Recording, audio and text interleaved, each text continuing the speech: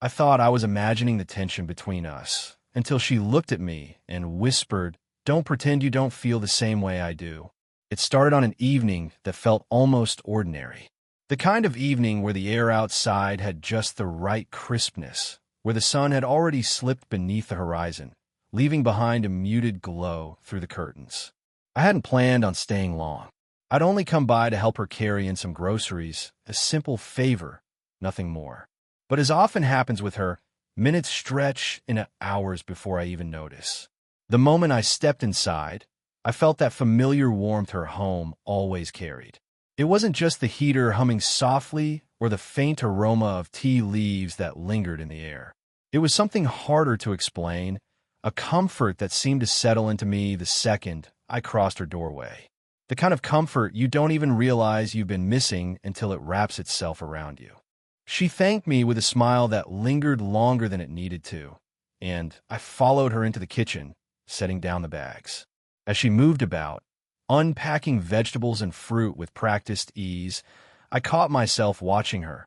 The small, graceful gestures, the way a strand of hair slipped loose against her cheek as she leaned forward. She brushed it away absently, and I realized my eyes were following movements far too closely. I quickly busied myself with putting away a carton, pretending I hadn't noticed. When the work was done, she insisted I stay for tea. I told myself I should probably head home, but my voice betrayed me with an easy, "Sure." And so we found ourselves in her living room, 2 cups steaming between us, the soft light of a lamp casting golden shadows on the walls. I took the seat across from her, though a part of me wished I'd chosen the spot beside her instead. We talked about small things at first. Her week at work, a book she had been reading, the strange weather lately. But even in those small things, there was a kind of rhythm I didn't share with anyone else. With her, I never felt the need to rush my words. She listened with a stillness that made every thought feel worth saying. At one point, she handed me a sugar cube for my tea. Her fingers brushed against mine, light, almost accidental, but enough to spark a quiet jolt through me. I doubt she even noticed, or maybe she did, and that was the problem. I held onto my cup a little tighter than necessary, as if the warmth of the porcelain could explain away the heat rising in my chest. Her laugh filled the room a few minutes later, soft and unguarded, and for some reason it stayed with me longer than usual. The sound wasn't just pleasant, it was grounding, like something I'd come to crave without meaning to. And though nothing about this moment was out of the ordinary, 2 friends sharing tea on a quiet night, I couldn't shake the thought that maybe, just maybe, there was more resting in the silences between us than either of us dared to say. We had settled into that easy rhythm that always seemed to find us when we were together. The living room felt cocooned in quiet warmth, the outside world slipping further and further away. She sat across from me, curled comfortably on the sofa with her legs tucked beneath her, one hand loosely cradling her cup. I watched the faint tendrils of steam rise between us, twisting and disappearing in the soft light, and I realized I didn't want the night to move forward. I wanted time to slow here. Her voice carried a calm that had a way of sinking into me. She spoke of her day, the tasks that had stretched too long, the silence of her house when she came home. It wasn't loneliness, she admitted, not outright, but something quieter, a stillness she lived with, one that she seemed both accustomed to and weary of. I nodded, listening more intently than I probably should have, and every word tugged at something inside me. I wanted to say the obvious, that her presence alone filled the silence, that she was the kind of person who made rooms feel alive, but I bit my tongue. It felt too raw, too close to crossing a line neither of us had acknowledged yet. Instead, I asked about her book, about the characters, about the ending she said she wasn't ready for. Her eyes lit up in that familiar way, her hands gesturing softly as she explained. The more she spoke, the more I noticed the small details, the way her eyes crinkled at the corners, the soft cadence of her laugh when she caught herself rambling. I wanted to hold on to those details, to memorize them, even though I knew I shouldn't. When she leaned back, settling deeper into the cushions, her gaze flicked to mine and lingered for just a moment longer than usual. My chest tightened. It was nothing overt, nothing deliberate, but it was enough to make me wonder. Enough to make me question if she was weighing the same thoughts I was trying to keep buried. The space between us wasn't much, yet felt charged. I could feel her presence, as if it had a weight, a gravity that drew me closer, even though I hadn't moved at all.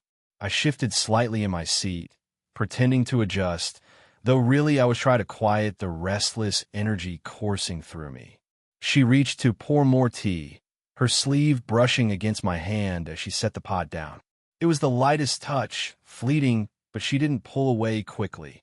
For a fraction of a second, it felt intentional, or maybe I only wanted it to. The warmth of her skin lingered long after, traveling up my arm, refusing to fade. I sipped from my cup to steady myself, but the truth was undeniable. The longer I sat with her, the more I realized how much I wanted to close the distance. And though I said nothing, though I kept my smile soft and casual, my heart was already betraying me, beating a little faster, hoping she couldn't hear. The longer we sat there, the more I felt caught in a quiet tug-of-war within myself. I wanted to move closer, to bridge the space that separated us, but the very thought brought a wave of hesitation. What if I misread her? What if the glances, the touches, were just kindness, not invitation? The fear of breaking something fragile kept me rooted in place, even as every part of me leaned toward her. The clock on the wall ticked steadily, each sound oddly loud in the silence that had grown between our words. She poured another cup of tea, her movements deliberate yet gentle, and as she leaned forward, her sleeve brushed lightly against my hand again. This time I didn't move. Neither did she. The touch was so subtle, so fleeting, yet my entire body seemed to notice. My pulse quickened, my breath shallow. When she finally set the teapot down, I saw her fingers hesitate, as if she were aware of the closeness too. I glanced at her, and for a moment, she wasn't looking at her cup or the table. She was watching me, not in a casual way, but as if she were searching for something behind my silence. The realization sent a ripple of heat through me, and I had to look away, pretending to stir my tea, though I didn't add anything to it. Inside, the debate raged. Should I say it? Should I tell her how my thoughts drift toward her even when we're apart, how her voice lingers in my head after every conversation? But then the counterarguments came just as quickly. She was older, wiser, someone who deserved certainty, not hesitation. Why did I have to complicate her life with my feelings? She tucked a strand of hair behind her ear, fingers trembling slightly, and I noticed it, the smallest crack in her usual composure. That tremor mirrored my own, as if both of us were carrying a weight we couldn't set down.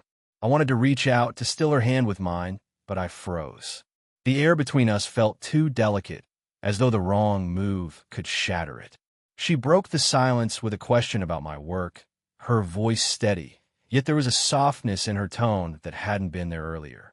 I answered, though my words felt clumsy, my mind too distracted by the way her gaze stayed on me, patient, unhurried. It was as if she was listening for something beyond the words I spoke, waiting for me to reveal what I kept locked inside. The minutes stretched, each one pressing heavier against the unspoken truth hovering between us. I could feel it, the pull of her nearness, the echo of her touch on my hand, the way her eyes seemed to hold mine a fraction longer than before. My heart urged me to lean forward, to close the gap, but my fear held me back. So I sat there, caught in the quiet storm of my own longing, knowing she must feel some part of it too. And yet, neither of us was ready to speak it aloud. Not yet. Something changed that night, though I couldn't point to the exact moment it happened. One second, we were talking with the same familiar rhythm as always, and the next, the silence between us had turned into something else, heavier, almost expectant. She rose from her seat with a small laugh, muttering about wanting to show me something. I watched her cross the room, graceful without even trying, and when she returned, she carried her phone in her hand. She sat down, but instead of choosing the opposite chair again, she lowered herself onto the sofa right beside me. The shift was small, subtle, yet it rearranged everything. Her shoulder brushed mine as she angled the phone so I could see the photo she was scrolling to. It was an old memory, a trip she had taken years ago. The coastline stretched in soft colors across the screen, but I barely saw the picture. My awareness was wrapped entirely around the fact that she was here, close enough for her perfume to mingle with the faint scent of tea that still lingered in the air. Her arm pressed lightly against mine, and I didn't dare move.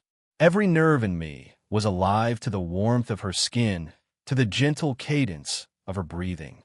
She laughed softly, pointing to a detail in the photo, and the sound reverberated closer this time, so close it felt like it sank directly into me. As she scrolled through a few more photos, her hand grazed my wrist, lingering there longer than it needed to. My pulse leapt immediately, and I wondered if she could feel it beneath her touch. My instinct was to look down, to catch the exact placement of her fingers, but I didn't. I didn't want to break the spell by making it obvious. The room around us seemed to fade. The ticking of the clock dulled. The faint hum of the heater melted into the background. All that existed, for that moment, was the nearness of her, her shoulders steady against mine, her hand resting lightly against my wrist, her voice soft as she shared fragments of her memories. I found myself answering less, speaking only when necessary, because I didn't trust my voice not to betray me. Every word I might have said felt too fragile, too dangerous. Instead, I let the silence stretch, a silence that wasn't empty anymore, but full, crowded with everything unspoken. I turned slightly, and in that small movement, our faces drew closer, not enough to cross the boundary, but enough for me to feel the warmth of her breath. She didn't pull away. Instead, her gaze flicked up from the phone and landed on me. For a heartbeat, neither of us moved. That look, quiet, searching, vulnerable, was the moment I knew something had shifted. We were no longer just two people sharing tea on a quiet night. We were standing at the edge of something deeper, something that neither of us could ignore much longer. The weight of the silence grew heavier with every passing second. She was still beside me, her arm brushing mine, her hand lingering on my wrist as if neither of us dared to break contact. I tried to steady my breathing, but it betrayed me. Too shallow, too uneven. I told myself to say something, anything, but my throat tightened. Words felt dangerous, like stepping off a ledge with no way back. She set her phone down quietly, the screen dimming as it slid onto the coffee table. For a moment, she kept her hand there, fingers lightly curled against the glass, before she drew it back toward me again. That small, deliberate movement made my chest tighten. It wasn't an accident. She knew. Her eyes found mine then, steady but filled with something unspoken. Vulnerability, maybe, or maybe it was courage. Either way, it rooted me in place. I couldn't look away, even if I'd wanted to. Her voice came softer than a whisper, but every syllable carried with it the weight of what we had both been avoiding. Don't pretend you don't feel the same way I do. The words hung in the air, delicate yet unshakable. For a second, I wondered if I'd imagined them. But her hand tightened slightly on my wrist, and the tremor in her touch told me she had truly spoken them. My heart stumbled. I had pictured 1,000 possible endings to nights like this, but never had I imagined she would be the one to break first, to risk it. I saw it in her eyes, the flicker of fear that I might deny her, that I might step back into the safety of friendship and leave her exposed. I wanted to answer immediately, to reassure her, but my voice caught in my chest. Instead, I just looked at her, really looked. At the softness of her expression, the way her lips pressed together as if she regretted the words the second they left her mouth, the way her shoulders rose with a breath she was trying to hold. I finally let out my own breath, shaky and uneven. My free hand twitched at my side, aching to reach for her, but still I hesitated. My mind spun with doubts, with the rules I'd set for myself, lines I'd sworn I wouldn't cross. Yet here she was, breaking through all of them with one sentence. She shifted slightly, pulling back a fraction, as if preparing herself for rejection. That small movement jolted me awake. The thought of her retreating, of her withdrawing back into safety, felt unbearable. I turned my hand over beneath hers, lacing my fingers gently with hers so she couldn't pull away. I didn't speak, not yet, but the gesture was enough to keep her anchored to me. I felt the tension in her shoulders soften, just barely, as she exhaled, relief and fear mingling in the sound. The silence that followed wasn't empty anymore. It was alive, humming with the weight of everything finally spoken. Her words still lingered in the room, fragile and echoing, as though the walls themselves had absorbed them. Don't pretend you don't feel the same way I do. I didn't trust my voice yet, so I gave my answer without speaking. Slowly, deliberately, I turned my hand beneath hers and let my fingers weave gently into her own. It was such a simple gesture, but the effect was immediate. I felt her tense for a heartbeat, then melt into the touch as though she had been waiting for it longer than she'd admit. Her thumb brushed uncertainly across my knuckle, and I realized she was trembling. The realization stunned me. She, who always carried herself with such quiet confidence, was as unsure and unsteady as I was. She let out a breath, not quite a sigh, more like a release she had been holding for far too long. Then she leaned in, closing the distance not with a kiss or anything reckless, but by resting her forehead gently against my shoulder. The weight of that small act undid me. It wasn't grand, it wasn't dramatic, but it was real. It was trust, given freely, and I held it as carefully as I could. Her hair brushed my jaw, soft and fragrant, carrying with it the faintest trace of her perfume. I closed my eyes for a moment, letting the warmth of her presence settle into me. The world outside the room ceased to exist. There was only the soft thrum of her breathing, the steady rhythm of her body leaning into mine, and the heartbeat that seemed to pound in my chest louder than any clock could. I lifted my arm, hesitant at first, then rested it around her shoulders. She fit against me, as if she belonged there, as if we'd both been moving toward this moment without ever acknowledging it. My fingers brushed along the fabric of her sweater, then stilled against her arm, feeling the quiet strength beneath. Neither of us rushed to fill the silence. There was no need. The words she had spoken were enough. Everything else could wait. Instead, we sat in the stillness together, our breaths slowly sinking, the tension gradually unraveling into something softer. I thought about how long I had held back, convincing myself that the feelings I carried were too complicated, too dangerous to admit. Yet here she was, proving with one confession and one trembling hand that maybe it wasn't so complicated after all. Maybe it was just simple, inevitable, the pull of two hearts that had stopped pretending. When I finally spoke, it wasn't a confession, not yet. It was just her name, whispered softly, reverently, like I had never truly said it before. She lifted her head then, her eyes searching mine, her face only inches away.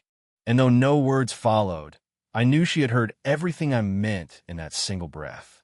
Her eyes lingered on mine, searching, waiting for the words I hadn't yet given her. The quiet between us was steady now, no longer filled with tension, but with something gentler. Anticipation, maybe, or hope. I tightened my fingers around hers, giving her hand a slow, deliberate squeeze, and finally let the truth find my voice. I felt it too. I said softly, each word carried on the unsteady rhythm of my breath. Every moment, the corners of her mouth curved into a smile, not wide or triumphant, but tender, almost disbelieving. Relief washed across her face in the smallest ways. The way her shoulders eased, the way her eyes softened, the way her lips parted as if to say something but closed again because no words seemed necessary. For a long moment, we simply stayed there, hands entwined, her gaze locked with mine. There was no rush, no need to push the moment forward. It was enough to just exist in it, to feel the weight of honesty finally resting between us instead of being carried alone. She leaned in again, this time slower, more intentional, and let her head rest lightly against my chest. The contact was so natural, so seamless, that it felt like something we had been doing forever.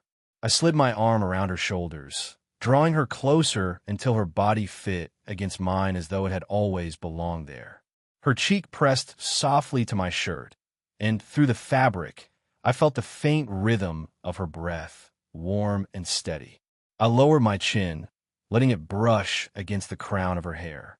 The simple act filled me with a peace I hadn't expected, as if the storm of hesitation and doubt had finally given way to calm seas. We stayed like that as the night deepened around us. The world outside faded into nothing more than distant sounds. A car passing down the street, the soft rustle of wind against the window. Inside, the glow of the lamp painted the room in golden light, casting shadows that swayed gently on the walls. It felt like the world had shrunk to this one space, this one embrace, this one truth shared at last. She shifted slightly, her hand resting against my chest, fingers curling just above my heart. I covered her hand with mine, holding it there as if to promise her it was safe. Safe with me. Safe with us. No declarations, no dramatic vows, just the quiet certainty of two people finally stepping into the truth they had been circling for so long. Her breathing slowed, syncing with mine, and in that silence, in that shared rhythm, I felt the beginning of something I knew neither of us could turn away from now. It wasn't fireworks. It wasn't a grand gesture. It was better than that. It was warmth, honesty, and the kind of closeness that makes the world outside feel irrelevant. For the first time in a long time, I knew exactly where I belonged. Right here with her in the stillness of a night that had finally spoken what both our hearts already knew.